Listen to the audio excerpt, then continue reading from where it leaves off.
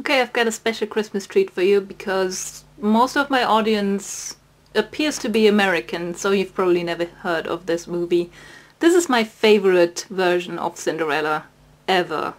Ever, ever, ever. Was the first version I saw and probably one of the first movies I ever watched because I have memories of this movie from when I first had memories. And I think the biggest part of it is nostalgia, that I love this movie, but I saw the Disney Cinderella way later and it never held up to it at all. And I guess that's partly because of nostalgia, but another part is probably that I was exposed to this Cinderella who's a really active person, and the movie is really charming and it feels very rounded, and then you see the Disney Cinderella in comparison and it's all singing mice on helium and some heroine who looks lovely all the time but never does or says anything of significance, and I just falls flat. I'm sorry, I'm not meaning to trash Disney, but I just don't feel like there's any comparison. So this movie is called Drei Haselnüsse für Aschenbrödel. That translates into 3 Nuts for Cinderella, unfortunately.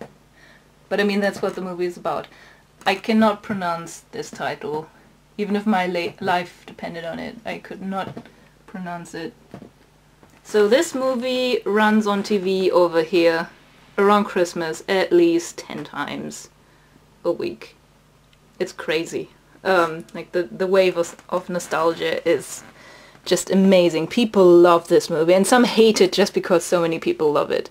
And I guess probably from overexposure around Christmas, because it's cheesy. It's a little cheesy. It's romantic, and people buy replicas of her wedding dress that I'm going to talk about later, and they have their first wedding dance to this soundtrack that I had to have too, and I'm going to put a link in the description box where someone's playing it on the piano, and don't tell me this is the most gorgeous theme you've ever heard, because I know it is. And don't even try to deny it. It's a lovely music theme. I think it won prizes and everything, and people petitioned for this soundtrack to be made available for the public. So this movie is crazy successful. Co-production of the former DDR and I guess it would be the Czech Republic, but please don't hit me if that's wrong. I'm not really good with politics and stuff.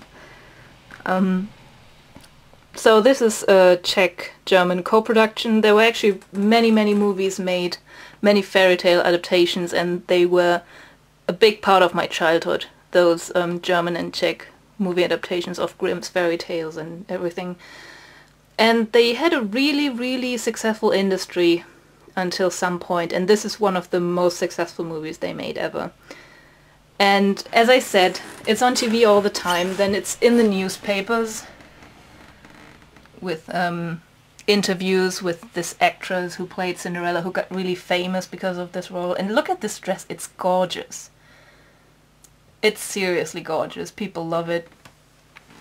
Then here, just to prove my point, I took this TV magazine of this week and I painted green every time this movie airs.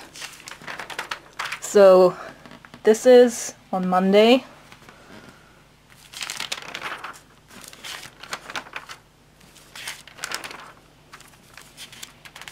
Then I know that no, this isn't Monday. What am I saying? It's Saturday. So then I know that it ran on Sunday, but it's not in here. I watched it on Sunday on TV, but it's not in here, but not every channel is in here, so that might be. Then here, that's on Monday once here, and then another 2 times.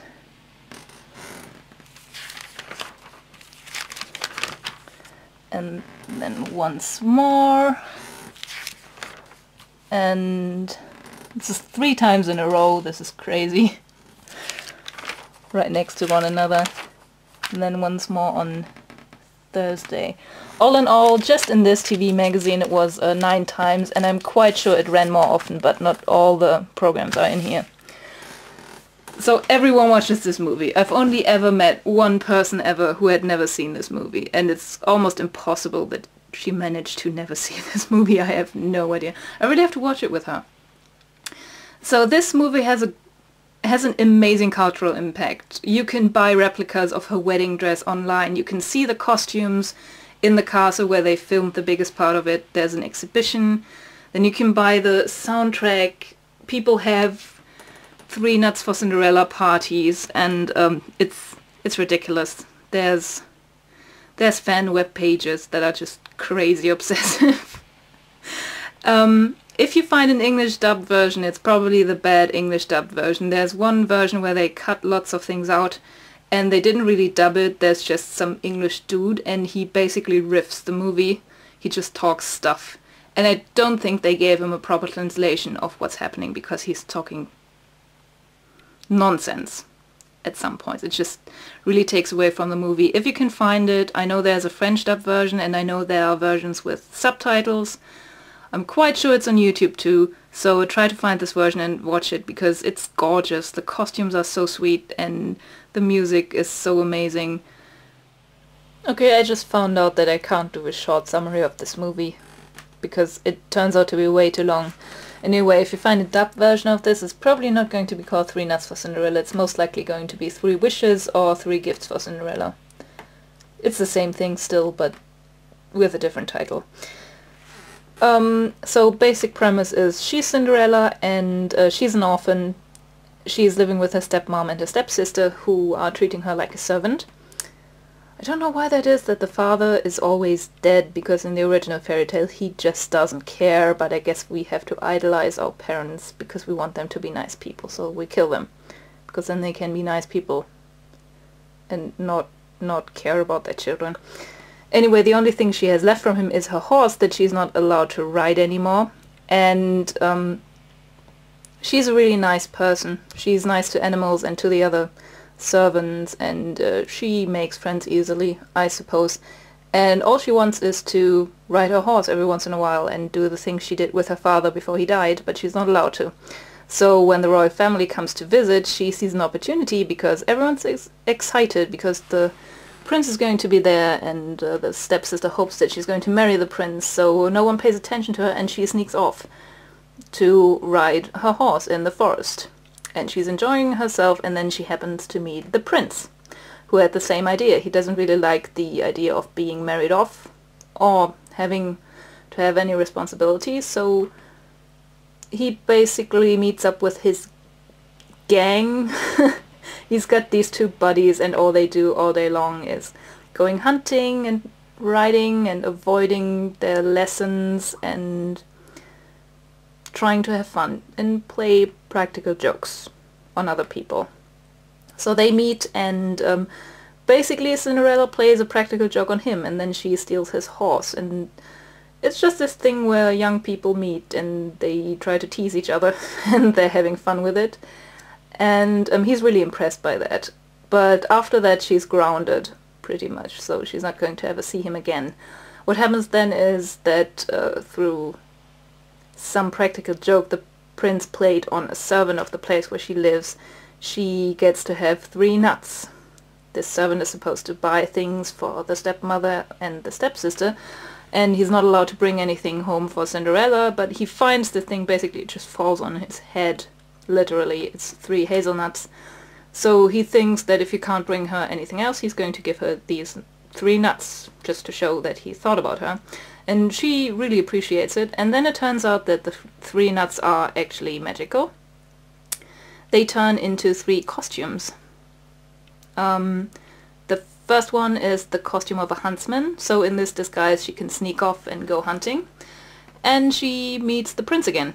And he thinks she's a guy, and he's really impressed with her being able to shoot so well, and he wants to know who she or he is, but she has to run off again because she can't tell him. And the second costume is a ball gown, a pink ball gown with a really nice paisley pattern, and in this disguise she can attend the ball without anyone noticing that it's her, and the prince falls for her pretty much instantly because she's got a veil in front of her face, and she's good at flirting, and she's funny, and she's teasing him a little, and he wants to marry her right away. But she doesn't really like that idea. She doesn't think he appreciates her for who she is yet, because she knows that she has already met him a few times, but he doesn't recognize her. And she doesn't really like that he wants him to get an idea by himself. So she gives him a riddle that he has to solve. And in this riddle, she puts all the information that he needs to put the puzzle together and find out who she actually is, and that he has already met her. And that she is the little girl that he liked so much in the forest, and she's also the huntsman who bested him at shooting, and she's also this really glamorous, mysterious lady that he has now fallen in love with. But he doesn't get it right away, so she runs off. And then she gets back home, and there's a really epic horse carriage chase scene with the stepmother and the prince, and the stepmother's trying to pass off her own daughter as Cinderella, and I guess it's the action scene of the movie, and he finds out that he hasn't been chasing the right person, and he goes back, and then the third nut turns into a wedding dress. And then he finally gets the riddle, and then he gets the girl. So I really like this idea of Cinderella being sort of progressive, and her actually wanting the prince to appreciate her in all her facets, and not just as the pretty girl with the dress. I really like that.